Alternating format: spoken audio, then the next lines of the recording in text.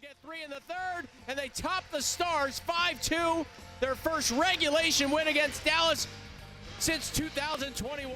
What a way to start the homestand. Holy moly, they take down the red-hot Dallas Stars coming into this game.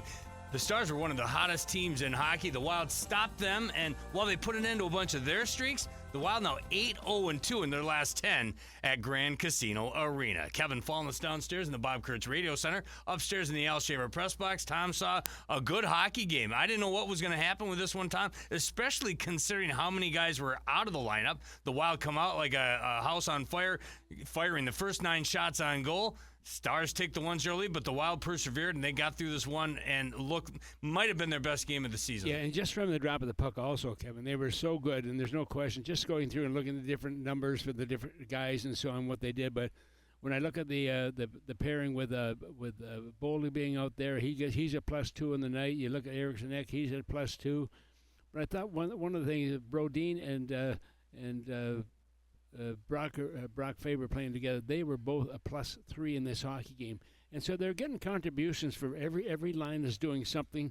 Once again, the face-offs a little bit light, 48% by Minnesota, but I just like the way they handle things here. The final shots were 32-18 in this hockey game, and Minnesota deserved this one. There's no question. They were the better team through the 3 periods. Yeah, it's been an amazing run since they hit the month of November, and now through December, they struggle against the lesser teams. And I say lesser with all due respect, but Calgary, Buffalo, teams that are at the bottom of the standings, Vancouver, losing to those but then they go and they take out a Vegas, a Winnipeg. The Black Friday game against Colorado was as good as it gets, but this one might have even been more impressive than the win over Colorado just because Dallas was just as hot, and again, the Wild had 5 regulars on the shelf. Yeah, Dallas was so good. There's no question coming into this contest, and who would have thought? I mean, here's a team that had won 4 in a row, and in those 4 games, they scored 14 goals, giving up just 6 goals in that stretch. So they have been absolutely good in their last 25 games, not counting this, and Dallas had gone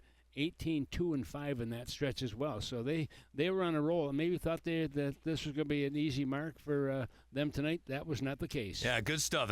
Earlier, I guess it was last month, the Wild beat Winnipeg for the first time in 9 tries, and now they get their first win in regulation against the Dallas Stars in 4 years. So good to get those monkeys off their back, and a great way to start off the homestand, 1-0 in game number 1. Game 2, back to the Eastern Conference. The Ottawa Senators coming in for some matinee hockey on Saturday afternoon. Tom, I know you love those matinees. Yeah, I certainly do. Nice and early. Also, 11 o'clock would be fine with me, too, if they want to do that. We're actually going to open the pub a little bit early, too. We're going to be open at 10 o'clock on that morning, so that should be fun. But don't think that Ottawa is going to be a rollover either.